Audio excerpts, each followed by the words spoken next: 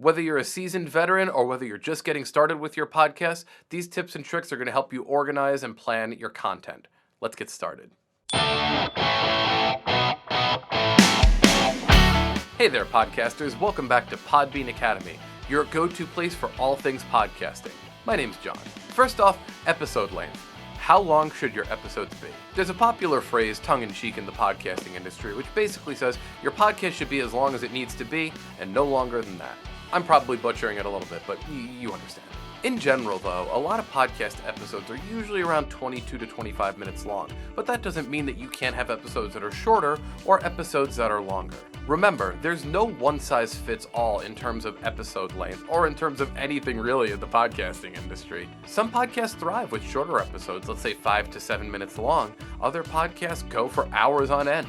Dependent on the audience you're trying to attract, your audience's listener behavior, and even down to how much time per week you can dedicate to recording content, all of these things are going to help you decide how long your podcast episode length should be. And don't think that you have to be married to one episode length for the entirety of your podcasting career.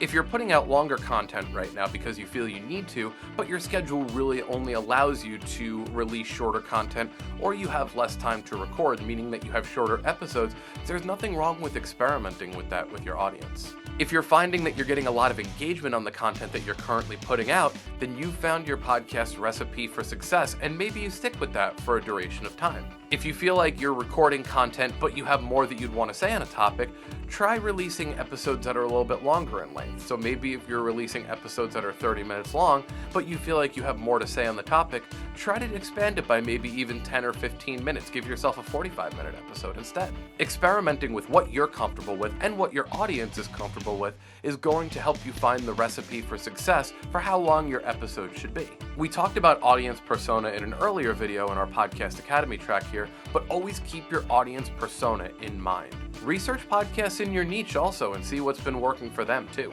If you find that you're a fiction podcast and you find fiction podcasts run much longer, then you can try to put your podcast into that vein of time as well and see if that works for your show and your schedule.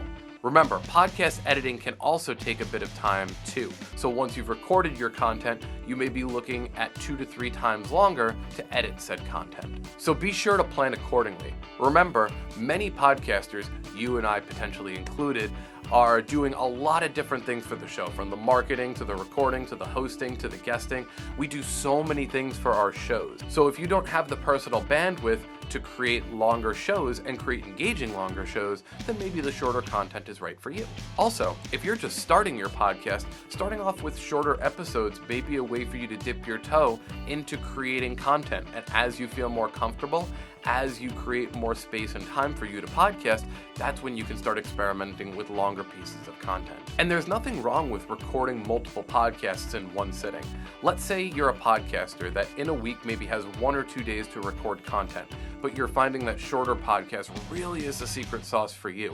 Maybe you can sit down and record for an hour or an hour and a half, but instead of releasing one long hour and a half piece of content, you break it up into 2 or 3 different podcasts. Remember, you can batch record content and you can record lots of content, but there's nothing saying that you have to release all of that content all at once. Cutting up episodes and releasing them over the course of time is definitely a great piece that you can use to help you get even more mileage out of both your recording time and your podcast content.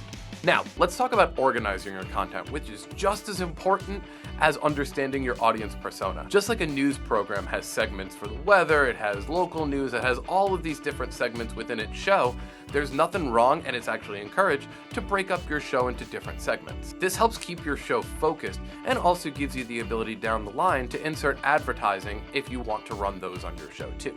Let's use the example of a comic book podcast for now. You could have segments for recent releases, industry news, and much more. You can even use music for those segments, which gives you a really easy way to insert ads later on down the road. Also, outside of segments just being natural for advertisements, having segments in your show can even make your content more palpable for listeners to digest. You can use these different segments to highlight different topics, highlight even your fan interaction within your show, and do lots of different creative things to help listeners become more engaged with your podcast. Adding segments can add additional interest and excitement around your show. Also, for longer shows, breaking up your content into segments can make it easier for your listener to come back over the course of a week or so to listen to those different contents in time that suits them best. Now it's time to talk about your posting schedule. Remember, your posting schedule is directly correlated to how to start a podcast and understanding your audience persona. Your schedule should oftentimes align with your episode length. Longer episodes might mean more gaps between releases, while shorter releases can often lead to more frequency in publishing episodes. But again, always remember your personal bandwidth. Don't overextend yourself either. Podcasting and everything that goes into it can be demanding, so you have to find a balance that works for you. You can also start with a sparse schedule and increase your content as your podcast grows. And also, don't forget to decide whether your podcast is going to be episodic or serialized. And if you're wondering if there is a standard, podcasts publish their podcasts at all different sorts of times, really based down to their audience. Many podcasts that I listen to will publish multiple podcasts a week, but I'm the kind of podcaster that'll listen to an hour-and-a-half show over the course of a couple of days. One of my favorite podcasts is only 10 minutes long, and they post daily. So it really does go to show that there is no one-size-fits-all when it comes to a posting schedule. All that being said, it is crucial that you set up a posting schedule for your podcast. Even if it's weekly, bi-weekly, whatever the case may be, creating a schedule for your podcast is going to be one of the most important ways that you build audience behavior and get people checking back for your podcast week, month, years down the road. My advice, choose a frequency that you know is going to work for you, that you know you can keep long term.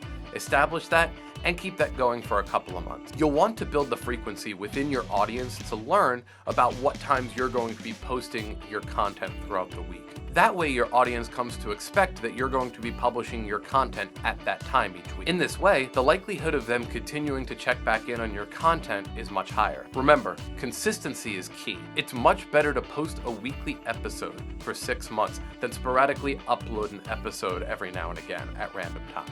Episodic podcasts tend to feature regular updates that can keep your listeners informed, but they're going to be a little bit more demanding. Serialized podcasts, on the other hand, have more season-based publishing practices. This allows them to build more anticipation between episodes. A lot of the times, your content will naturally dictate which one of these categories it falls into. If your content is more time-sensitive, episodic podcasts will probably be for you. Because of the nature of serialized podcasts, you'll probably know that you're going to create season-based content when you go to create it. Choose the method that suits your style, podcast, and your personal bandwidth the best. It's all about finding what works best for you. Planning your episodes is a crucial part of growing a successful podcast. Remember, there's no one-size-fits-all, so experiment with your audience, experiment with your content, and see what works for you best. If you're eager to learn more about podcasting, check out the other videos in our How to Start a Podcast track here on Podbean Academy. Once again, thanks so much for tuning in, and as always, happy podcasting. See you in the next video.